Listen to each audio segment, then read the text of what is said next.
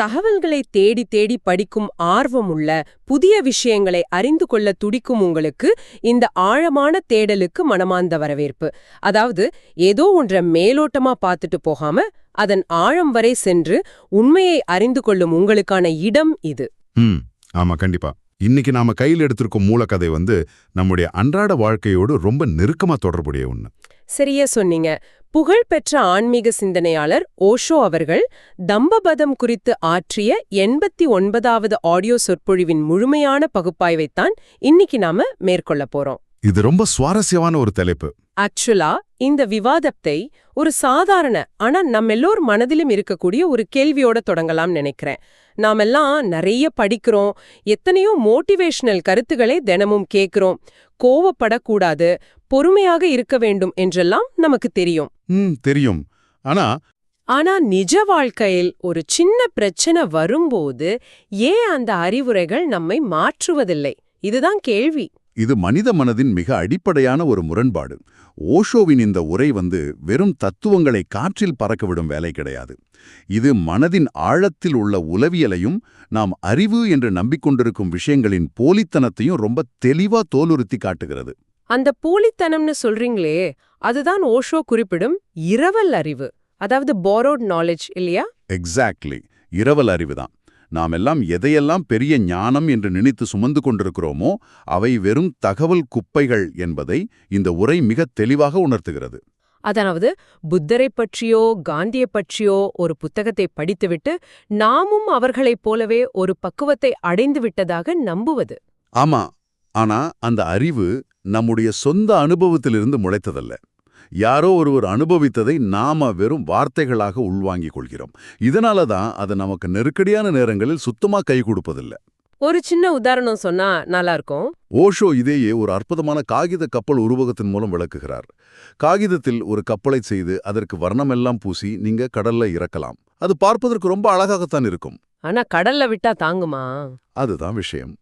உண்மையான கடலின் அலைகள்ல அதன் சீற்றத்தை அந்த காகித கப்பலால் தாங்க முடியுமா? தண்ணீரில் இறங்கிய அடுத்த கணமே அது மூழ்கிவிடும். இரவல் அறிவும் அப்படித்தான். சூப்பர். வாழ்க்கை ஒரு சின்ன நெருக்கடியை கொடுக்கும்போது நம்ம புத்தகத்துல படிச்ச பொறுமை தத்துவம் எல்லாமே அந்த தண்ணீர்ல மூழ்கி விடும்னு சொல்றீங்க. கண்டிப்பா. இதற்கு அவர் சொல்லும் லேந்தர் விளக்கு உதாரணமும் மிக கச்சிதமாக பொருந்தும்.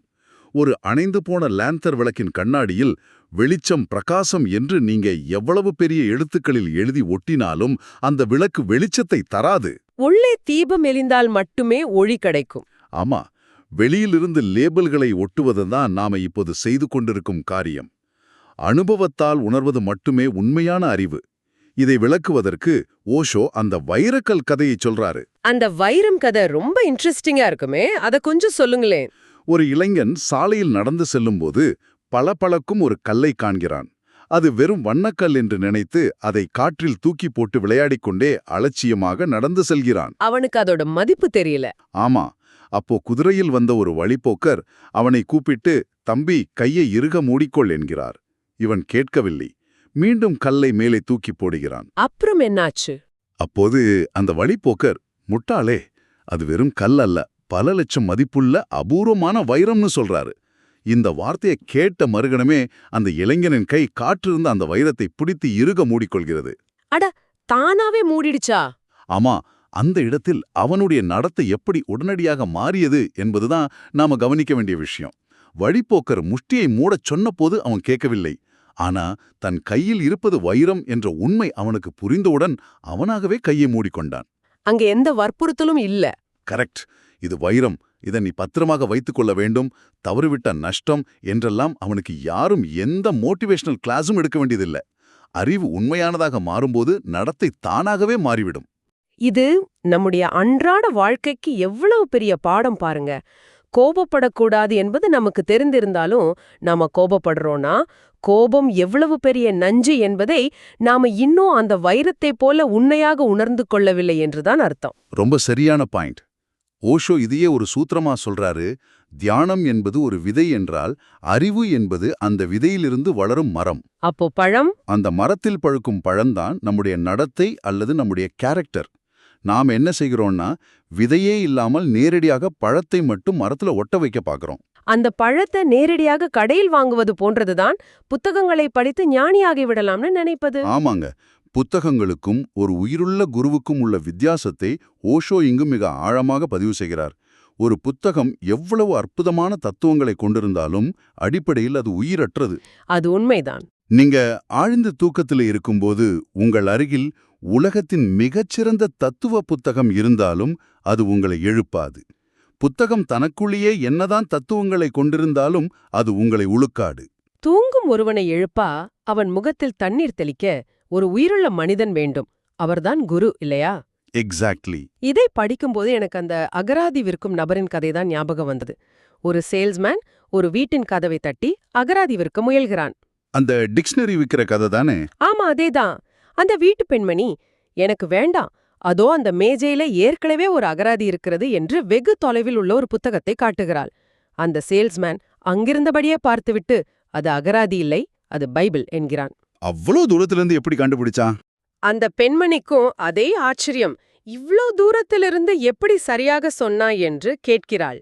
அதற்கு அவன், ரொம்ப சுலபம், இவ்ளோ அடர்த்தியாக தூசு படிந்திருக்கும் புத்தகம் பைபிளாகத்தான் இருக்க முடியும் என்றானாம்.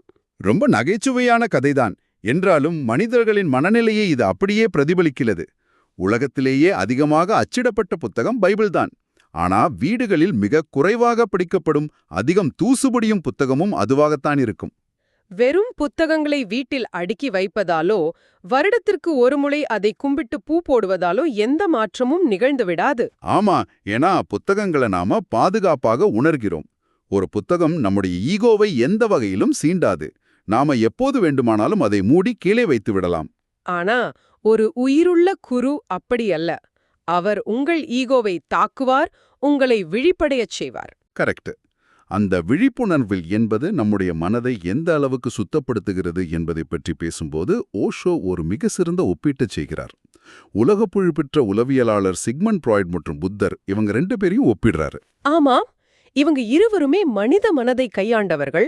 ஆனால் இவர்கள் இருவரின் சிகிச்சை முறைகளுக்கும் இடையிலான வித்தியாசம் மலைக்க வைக்கிறது. கண்டிப்பா.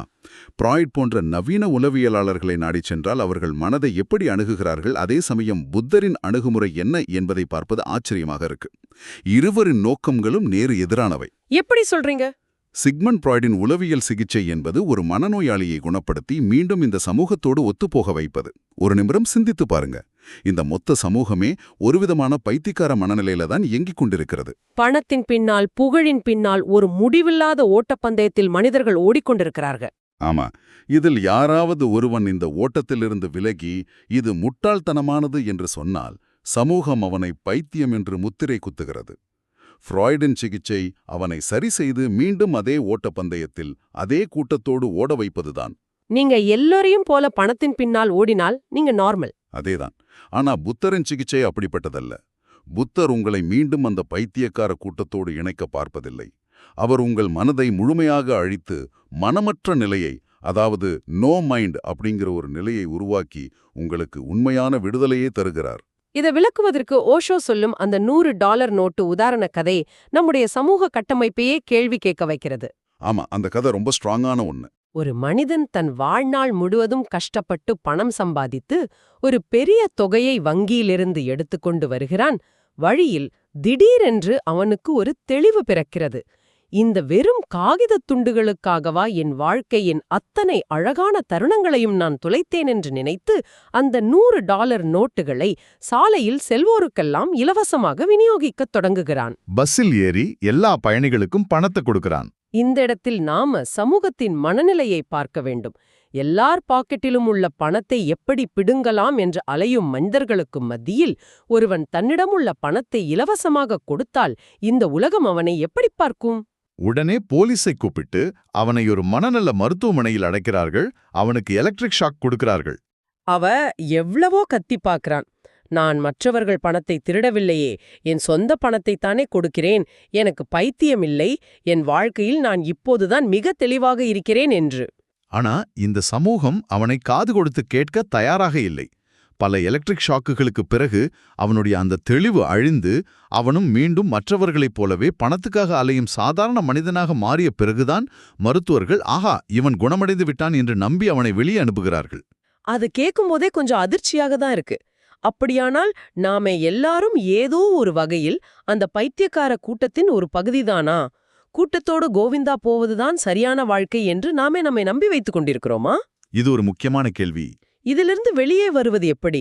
சந்நியாசம் என்றொன்று சொல்கிறார்களே, அதுதான் வழியா? சந்நியாசம் என்பது எல்லாவற்றையும் விட்டுவிட்டு காட்டுக்குச் செல்வதா? இல்லவே இல்ல. ஓஷோ சந்நியாசம் என்ற வார்த்தைக்கு முற்றிலும் புதிய ஆழமான விளக்கத்தை தருகிறார். சந்நியாசம் என்பது காவியுடை உடுத்துவதோ குடும்பத்தை விட்டுவிட்டு காட்டுக்குச் செல்வதோ அல்ல. அது மந்தை புத்தியிலிருந்து விடுபடுவது. ஷீப் மென்டாலிட்டி என்று சொல்வார்களே, அதுவா? ஆமா. 100 செம்மறியாடுகள் வரிசையாக செல்லும்போது முன்னால் செல்லும் மாடு ஒரு பள்ளத்துல விழுந்தால் பின்னால் வரும் மற்ற 99ம் கண்மூடித்தனமாக அதே பள்ளத்துல விழும். அதுதான் கூட்டத்தின் மனநிலை. அந்த செம்மறியாட்டு கூட்டத்திலிருந்து விலகி ஒரு சிங்கத்தைப் போல தனித்து நிற்பதுதான் சந்நியாசம். எல்லாரும் செய்கிறார்கள் என்பதற்காக ஒரு காரியத்தை செய்யாமல் தனக்கு எது சரியென்று படுகிறதோ அந்த உள்மனதின் குரலை கேட்டு நடப்பதற்கான தைரியத்தை வளர்த்துக் கொள்வதுதான் உண்மையான சந்நியாசம்னு சொல்றீங்க. ஆமா, உடைகளை மாற்றுவதல்ல. கூட்டத்தின் மனநிலையிலிருந்து விலகி நம்முடைய சொந்த உள்மனதின் குரலை கேட்பது என்று சொல்றீங்க. அதை அடைவதற்கான கருவிதான் தியானம். ஆனா தியானம் என்பதே நாமெல்லாம் எப்படி புரிந்து கொண்டிருக்கிறோம்? காலையில் 5 மணிக்கு எழுந்து கண்ணை மூடிக்கொண்டு மூச்சை பிடித்துக்கொண்டு ஒரு வேலையைப் போல செய்வதென்றுதானே நினைக்கிறோம். தியானம் என்பது உண்மையில் ஒரு செயலை செய்வதல்ல, அது ஒரு நிலை. நமக்கும் இந்த உலகுக்கும் இடையே நாம கட்டியெழுப்பியிருக்கும் எண்ணங்கள் என்ற திரையை விளக்குவதுதான் தியானம். எண்ணங்கள் திரையா? எப்படி? நீங்க ஒரு ரோஜா பூவை பார்க்கும்போது அதை வெறுமனே பார்ப்பதில்லை.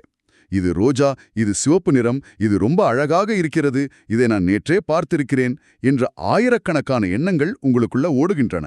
ஆமா, இப்படிதான் நம்ம மைண்ட் வேலை செய்யுது. அந்த எண்ணங்கள் ஒரு திரை போல செயல்பட்டு அந்த பூவின் உண்மையான அழகை நீங்க அந்த நொடியில் உணர்வதை தடுக்கின்றன. இந்த எண்ணங்களின் திரை விலகும் கணம் எதுவோ அதுவே தியானம். இதற்கு அந்த சீன தத்துவஞானியின் கதை மிகப்பெரிய உதாரணம். சாங் சூ என்ற அந்த தத்துவஞானி 20 வருடங்களாக அழகியல் குறித்தும் அழகு என்றால் என்ன என்பது குறித்தும் ஆயிரக்கணக்கான புத்தகங்களில் படுத்து படுத்து ஆராய்ச்சி செய்து கொண்டிருக்கிறார். ஆனா அவருக்கு உண்மையான அழகு புரியல. ஆமா, ஆனா ஒரு நாள் நள்ளிரவில் தற்செயலாக தன் அறையின் ஜன்னல் திரையை விலக்கி வெளியே பார்க்கிறார். முழு நிலவு வானில் பிரகாசிக்கிறது, குளிர்ந்த காற்று வீசுகிறது, எங்கோ ஒரு நீர்ப்பறவை சத்தமிடுகிறது. அந்த ஒரு கணத்தில் அவர் கடந்த 20 வருடங்களில் உணராத உண்மையான அழகை உணர்கிறார். இத்தனை நாளாக புத்தகங்களில் அழகை தேடி நான் எவ்வளவு பெரிய முட்டாளாக இருந்துள்ளேன்னு விக்கிறார். அவர் படித்த 20 வருட புத்தக அறிவு அவருக்கு ஒரு திரையாகவே இருந்திருக்கிறது. அந்த திரை விலகியவுடன் தான் உண்மையான அனுபவம் கிடைக்கிறது. தியானம் நிகழ்ந்து கணம் அதுதான். 20 வருடங்களில் அவர் எதையெல்லாம் தேடினாரோ அது அவர் எதையும் தேடாத அந்த அமைதியான கணத்தில் அவருக்கு கிடைத்தது. இதைத்தான் ஓஷோ தியானத்தை ஒரு வெட்கப்படும் மணமகளுக்கு ஒப்பிடுகிறார். தியானத்தை ஒரு வேலைய போல கட்டாயப்படுத்தி செய்ய முடியாதுன்னு சொல்றீங்க. ஆமா, நான் இன்று தியானம் செய்தே தீர்வேன் என்று பல்லை கடித்துக்கொண்டு உட்கார்ந்தால் தியானம் வராது. வற்புறுத்தினால் அந்த வெட்கப்படும் மணமகள் ஓடி ஒளிந்து கொள்வாள். மிகவும் அன்பாக மென்மையாக அதை அணுக வேண்டும். ஒரு மூடிய இருட்டறைக்குள் கயிறு கட்டி சூரிய ஒளியை இழுத்து வர முடியுமா? முடியாது. ஆனா ஜன்னல திறந்து வச்சா ஒளி தானாக உள்ளே வரும். அது போலவா? ரொம்ப கரெக்ட். இயற்கையோடு இருங்கள். ஆற்றில் ஓடும் நீரின் சத்தத்தை கேளுங்கள். நள்ளிரவின் அமைதியை கேளுங்கள். எதையும் சாதிக்க வேண்டும் என்ற துடிப்பில்லாமல் வெறுமனே இருக்கும்போது தியானம் தானாகவே உங்களுக்குள் ஒரு மலர் மலர்வது போல நிகழும். ஒரு மலரளவு போல நிகழும். ரொம்ப அழகான விளக்கம். ஆனா இதை கேட்கும்போது ஒரு நியாயமான தர்க்க ரீதியான கேள்வி எழுகிறது. புத்தர் இவ்வளவு பெரிய ஞானி, கருணைக்கடல் என்று சொல்றாங்க. பிறகு ஏன் அவர் தான் அடைந்த நிர்வாண நிலையை அல்லது மோட்சத்தை ஊரிலுள்ள அனைவருக்கும் வழங்கிவிடவில்லை? அவர் நினைத்திருந்தால் தன் சக்தியால் எல்லாரையும் அந்த அமைதியான நிலைக்கு கொண்டு வந்திருக்கலாமே அப்படின்னு தானே கேக்குறீங்க? ஆமா, அதேதான். இந்த கேள்வியை பலரும் கேட்கிறார்கள். ஆனால் விடுதலை என்பதை யார் மீதும் திணிக்க முடியாது என்பதே இதற்கான பதில். ஒருவனை வலுக்கட்டாயமாக பிடித்து சிறையில் தள்ளலாம், அது திணிப்பு. ஆனா ஒருவனுக்கு சுதந்திரத்தை வலுக்கட்டாயமாக திணிக்க முடியுமா? அவனாக சுதந்திரத்தை விரும்பினால்தானே அது சுதந்திரம். புத்தரிடம் ஒரு விமர்சகர் இதே கேள்வியை கேட்டபோது நடந்த நிகழ்வு ரொம்ப சுவாரஸ்யமானது. உங்களுக்கு தான் ஞானம் கிடைத்து விட்டதே, அதை ஏன் எல்லாருக்கும் தூக்கி போடக்கூடாது, ஏன் எல்லோரையும் தியானம் செய்ய சொல்றீங்கன்ற அவர் கேட்கிறாரு. அதற்கு புத்தர் என்ன சொன்னாரு தெரியுமா? சரி, நீ போய் ஊரில் உள்ளவர்கள் அனைவருக்கும் என்ன வேண்டும் என்று ஒரு பட்டியல் எழுதிவா, நான் தருகிறேன் என்று அனுப்புகிறார். அந்த ஆளும் வீடு வீடாக போய் எல்லாரும் என்னென்ன கேட்கிறார்கள் என்று ஒரு பெரிய பட்டியலை எழுதி வருகிறான். அந்த பட்டியலை வாங்கி பார்த்தால் அதில் என்ன இருந்தது தெரியுமா? ஒருவருக்கு பணம் வேண்டும், ஒருவருக்கு புகழ் வேண்டும், ஒருவருக்கு நீண்ட ஆயுள் வேண்டும், ஒருவருக்கு அழகு வேண்டும், ஒருவருக்கு பதவி வேண்டும். ஆனா யாருக்கும் மோட்சம் வேண்டாம். ஆமா, அந்த பட்டியலில் ஒருவர் கூட எனக்கு நிர்வாணம் வேண்டும், எனக்கு மோட்சம் வேண்டும், என் மனம் அமைதியாக வேண்டும் என்று கேட்கவே இல்லை. இதை பார்த்துவிட்டு புத்தர் சொல்றாரு, பார்த்தாயா, யாரும் கேட்காத ஒன்றை நான் எப்படி வலுக்கட்டாயமாக தர முடியும்? இங்கே எல்லோரும் உலக ஆசைகளின் பிச்சைக்காரர்களாக இருக்கிறார்கள். அவர்கள் தங்களுடைய சிறையை தங்கத்தால் மாற்றியமைத்துக் கொள்ள விரும்புகிறார்களே தவிர, சிறையை விட்டு வெளியே வர யாரும் விரும்பவில்லை. உண்மையான அமைதியை, விடுதலையை தேடுபவர்கள் யார் இருக்கிறார்கள் என்று கேட்கிறாரு. நிர்வாணம் என்பது ஒரு பொருள் அல்ல, தூக்கி கொடுப்பதற்கு. அது உங்களுக்குள் மலர வேண்டிய ஒரு விஷயம். நீங்க தயாராக இல்லாமல் எந்த குருவாலும் உங்களுக்கு எதையும் தர முடியாது. நாம தயாராக இருக்க வேண்டும் என்பது சரிதான். ஆனா விழிப்புணர்வை நோக்கி செல்லும்போது சில நேரங்களில் நாம தவறான பாதையை தேர்ந்தெடுத்து விடுகிறோமோ என்ற சந்தேகம் வருது. ஓஷோவிடம் ஒரு பெண் எழுதிய கடிதம் பற்றிய குறிப்பிங்கே இருக்கு. ஆமா, பிரேமா என்ற ஒரு பெண் விபஸ்ஸனா தியானம் செய்து ஓராண்டாக கடுமையான தலைவலியால் கஷ்டப்படுவதாக ஓஷோவிடம் ஒரு கடிதம் எழுதுகிறாள். தியானம் என்பது அமைதியை தரக்கூடியது.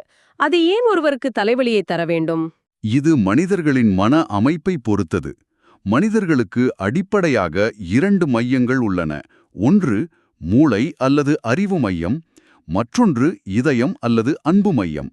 ஒவ்வொரு மனிதரும் இதில் ஏதோ ஒரு மையத்தில் இயற்கையாகவே அதிக ஆதிக்கம் கொண்டிருப்பார்கள். புத்தருடையது முழுக்க முழுக்க அறிவின் பாதை இல்லையா? ஆமா, தியானம், பகுப்பாய்வு மூலம் ஒரு விஷயத்தை அணுகுவது. விபஸ்ஸனா என்பது புத்தரின் பாதை. அது எண்ணங்களை மிக கூர்மையாக அறுத்து ஆராயும் ஒரு கடினமான அறிவுபூர்வமான பயிற்சி. ஆனா நாரதர், மீராபாய், கபீர் போன்றவர்களுடையது அன்பின் பாதை, பக்தியின் பாதை. கரெக்ட். அவங்க தர்க்கம் செய்யவில்லை, பாடினார்கள், ஆடினார்கள், கண்ணீர் விட்டார்கள். பிரேமா என்பவள் அடிப்படையில் அன்பின் பாதையைச் சேர்ந்தவள். அவளுடைய மையம் இதயம். ஆனா அவளுக்கு யாரோ விபஸ்ஸனா என்ற மிக கடினமான மூளையை பயன்படுத்தும் தியான முறையை சொல்லிக் கொடுத்து விட்டார்கள். தன் இயற்கையான சுபாவத்திற்கு சற்றும் பொருந்தாத ஒரு முறையை அவள் பலவந்தமாக முயற்சித்ததாலதான் அவளுக்கு தலைவலியும் மன உளைச்சலும் ஏற்பட்டது. நிச்சயமா. அப்படியானால் நமக்கு எந்த பாதை சரிப்பட்டு வரும் என்பதை எப்படி தெரிந்து கொள்வது? உடல் அமைப்பை வைத்து ஆண்களுக்கு அறிவின் பாதை, பெண்களுக்கு அன்பின் பாதை என்று பிரித்து விடலாமா?